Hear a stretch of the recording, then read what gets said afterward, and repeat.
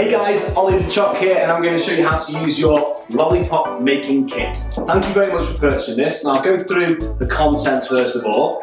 So in here you'll have the most essential key ingredient, the bandana, and you've got white and milk chocolate. There's also a certificate in there, so when you're finished you will be a choc star, and an accessories pack. So in there you've got your lollipop sticks, your greaseproof paper and your piping bags. So without further ado, I'm going to show you first and foremost how to temper chocolate. Now tempering is all about getting the chocolate to the right temperature so that it sets properly, it has a good shine, a good snap and a smooth texture. You can't allow chocolate to cool down by itself. You have to cool it down by adding solid pieces of chocolate, and that method is called seeding. So what we're going to do today is melt the chocolate, and then if it's not cool enough, we will simply add the chocolate buttons back to it, and as we stir it, they will melt, and that will make sure that the chocolate's right temperature. I'm just going to save a few chocolate buttons, maybe about 50 grams worth or 20 chocolate buttons, just to add back to the chocolate should we need to cool it down a little bit. I'm putting this in the microwave for 30 seconds at a time maximum. I'm just going to keep moving it, keep shaking it around and stirring it as it starts to melt. I'm using the microwave, regular domestic microwave, full power. You can use a hot pan over a hot stove or an electric induction heater. It doesn't really matter as long as you keep moving the chocolate. If it's in a pan, it will start to burn around the edges. In the microwave, it will start to burn in the middle. That's where the microwave penetrates the middle of the bowl. So you just got to keep stirring it so none of the chocolate burns. We don't want to waste any chocolate. So that's starting to melt there. The bowl's nice and warm. Just be mindful of the temperature of the bowl as well. If you're using a glass bowl, glass retains the heat even more. So what I recommend you to do is to transfer it from the glass bowl into either another glass bowl or a plastic bowl, just a nice cool bowl, so that it doesn't keep kicking heat back into the chocolate, because that will just prolong the process. Okay, so that's starting to melt nicely. It's still got a few lumps in, so I'm going to put it back in the microwave for about 10 seconds and just see where we're at. If we get it out of the microwave and it's all melted and there's no lumps in there at all, that's when these will come in handy. I'm going to add a solid piece back in. Actually, it might come out just the right temperature. We could be lucky, we'll see. So, as you can see, it's all melted. It's got a little lump in there. And that's a good thing, because if the chocolate's warm, which it's likely to be because the bowl is warm, those buttons, those lumps will melt, which they have done already. No lumps in there at all. Lumps are quite good, by the way, because having one or two lumps in there just tells us where we're up to. If you've got some solid pieces in there that are no longer dissolving, they're not shrinking, not disappearing, then that tells you the chocolate is cool. But if they dissolve straight away and the bowl is warm, obviously the chocolate's warm, so we just need to repeat that process until we've got a cool liquid chocolate. Right, there's a few ways that you can test to see if the chocolate's ready. If you choose a thermometer, that's not how I work, but if you decide to do that, if you've got one at home, you need to take the chocolate to about 40 degrees and then cool it down. That's the most important bit, making sure that you've got a cool liquid of about 30 to 33 degrees. But just doing it the way I do it, guys, simply splashing a little bit of chocolate onto a neutral surface like greaseproof paper. If that sets within a couple of minutes, you're ready to choc and roll. And if it doesn't, that's usually because it's too warm, and in which case we need to add solid pieces of chocolate to it. The other way of checking, if you've got lumps in there that aren't melting, take them out, because they've done the job. They're no longer dissolving. Just take those out of the way, so they don't get in your way. The other test, and of course, make sure you wash your hands before you do this, and in between, making sure that you're thinking of hygiene first. A little touch on your lip. Okay, and that's distinctly cool on my lip now, and that's how it has to be. So I'm not talking lukewarm, and it needs to be distinctly cool, you'll know. And if in doubt, just add some more solid pieces. Just keep stirring it to bring down the temperature just that touch more, because it will make the world of difference. Right, once you've got the chocolate tempered, there's a couple of ways that you can do this.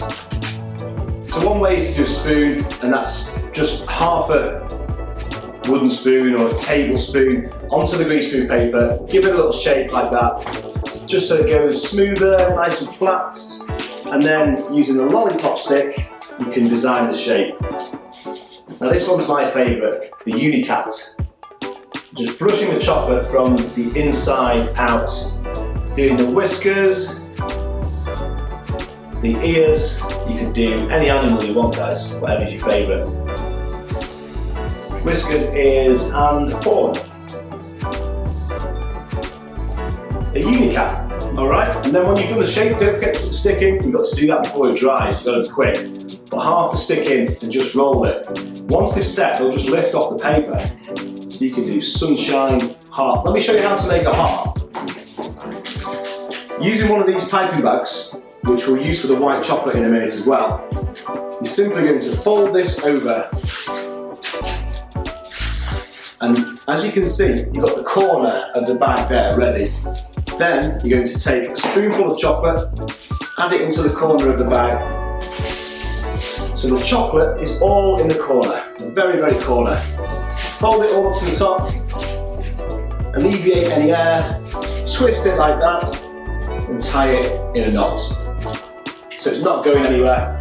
And then simply take a little tiny bit off the end, a couple of millimeters, that's all.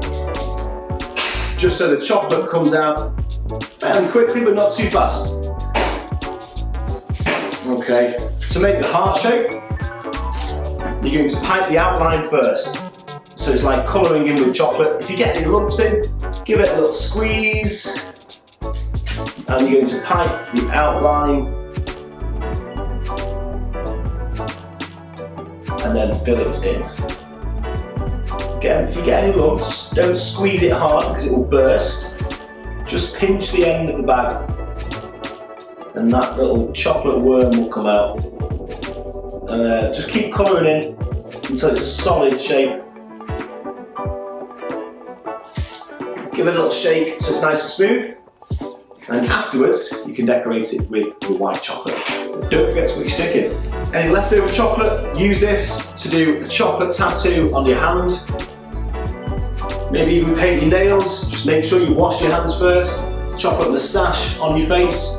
What's not to love? Next thing, white chocolate. We've got a little bag for decorating there. Just save about 10 buttons thereabouts to cool down this if you need to. I recommend maybe just 10 seconds at a time for the white chocolate because it's a much smaller amount. Have a little bit of fun with this, play around, maybe make shapes that represent one another. Maybe pick a theme, emojis, favourite film. Google Images usually comes in quite handy for me, so just be as creative as you can.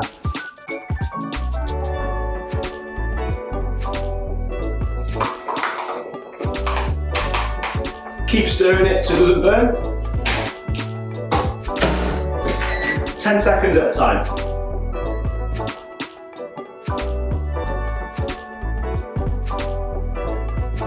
Such a small amount, you might not need all of those solid pieces. You just put one in and see how that goes. If that disappears, then put another one in. But just make sure you've always got a lump in there to make sure the chocolate is nice and cool. With any buttons that are left over, perhaps you could play the chocolate button challenge, where you start with the chocolate button either on your head or on your nose, and you've got to try and catch it in your mouth without using your hands. Maybe you could all do it together, see who's the first one to catch it in the mouth.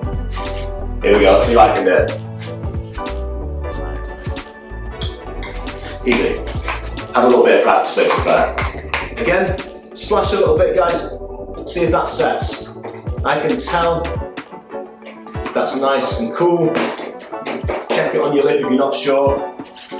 Same thing with the piping bag, but you only need a tiny amount this time. Half a spoon into the bag, fold it back to the top, squeeze it down, and then you're going to tie it and just cut the very corner, just like 1 millimeter. This is like colouring in with chocolate. I forgot to put the stick in that one, but it doesn't matter. You can make little chocolate shapes as well. Doesn't have to just be lollies. And with the chocolate being tempered, they will peel off the paper really quickly.